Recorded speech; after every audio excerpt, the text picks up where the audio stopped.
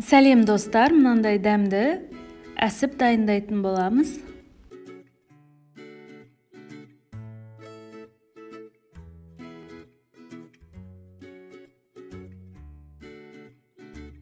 Достар, мен өкпе бауыр еттерімізді бір қайнатып алып, оны мясорубкадан өткізіп алдым.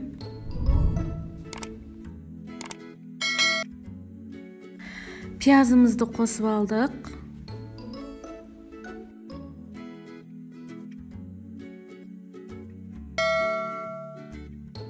Міне достар, енді күрішімізді қосамыз. Оның үстіне қара бұрыш, өздеріңіз қалауларыңызша дәмдеуіштер қоссаңыздар болады.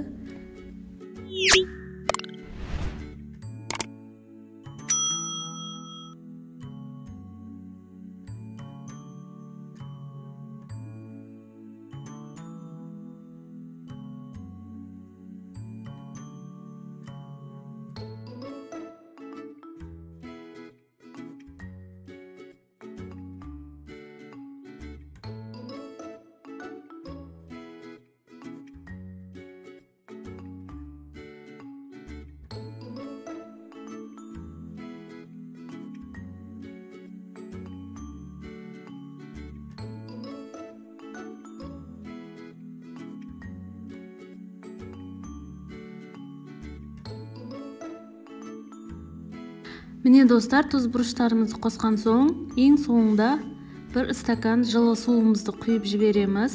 Және де барлығын осылай етіп араластырып аламыз.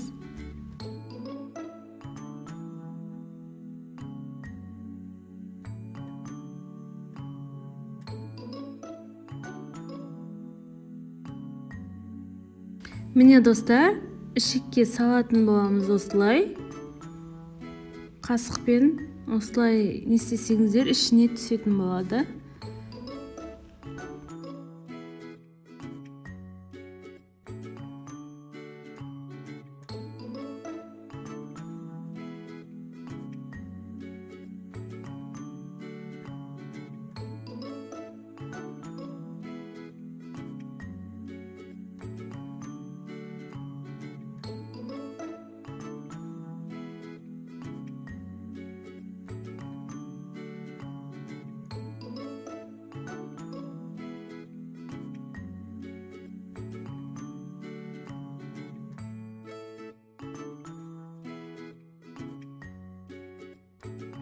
Міне достар, ішектің бәрін суға саламыз да, енді оны қайнағанын күтеміз.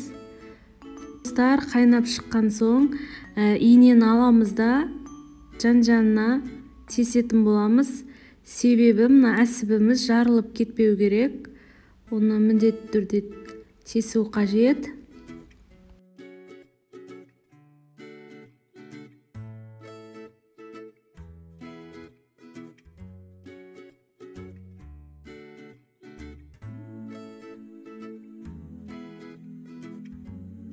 Міне достар, әсібіміз пісіп дайын болды, яғни 2-3 сағатта пісетін болады. Енді әсіптерімізді аламыз да бір ыдысқа саламыз. Бізге су қажет.